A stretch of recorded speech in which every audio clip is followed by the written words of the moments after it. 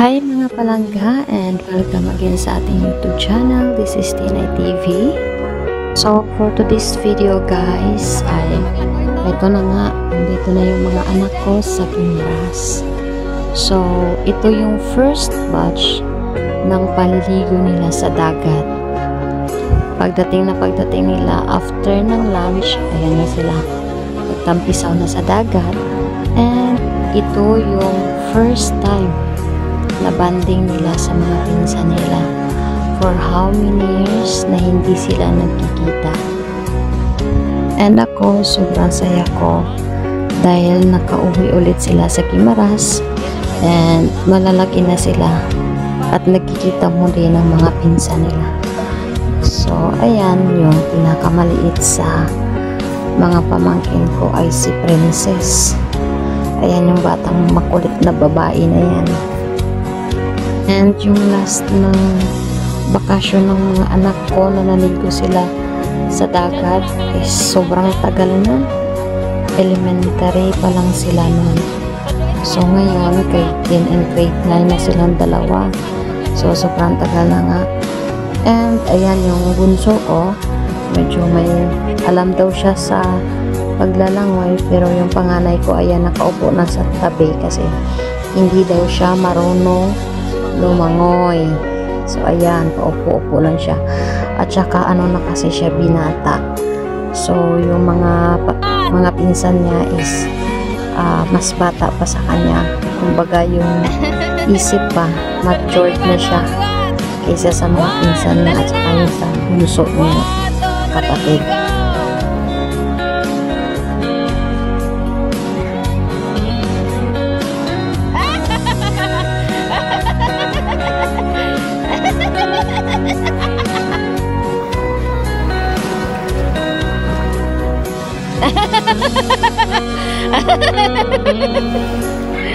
Iyalag ko nung ngalan.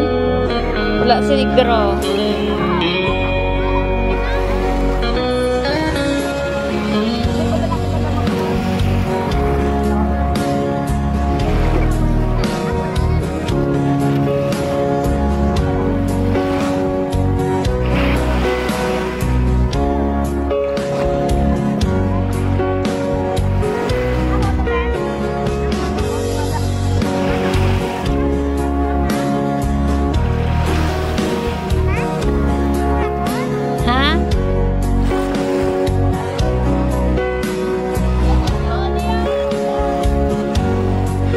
Ba si man hamod ang pundo to ha?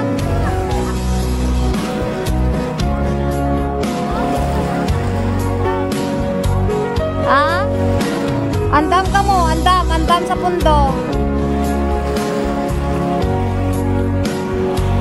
At ito na yung second part ng paliligo nila nung hapon na at nakisali na rin ako sa kanila. So ayan, sobrang ingay nila, tuwang-tuwa kasi nagkakasama sila. And kasama na rin dyan yung inaanak ko, yung anak ng pinsan ko. Yung dalawang anak niya nakisali na rin dyan at yung isang anak ng pinsan ko, kaya mas marami sila ngayong hapon. So ayan, sobrang ingay as in.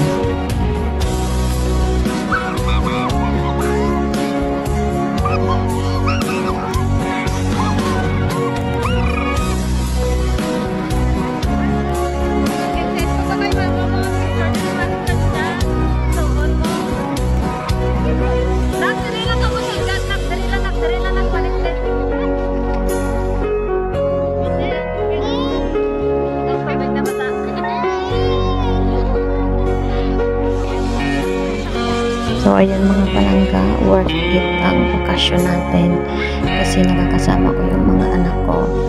And kahit kulang kami magkapatid kasi nga nasa barko yung bunso namin, nasa laot, kaya wala siya. Siya naman yung kulang sa amin. Nakaraan ako yung kulang sa amin. So bunso naman namin ang kulang. So ayan, nag-enjoy ang lahat. At sobrang ingay kasi ang dami nila.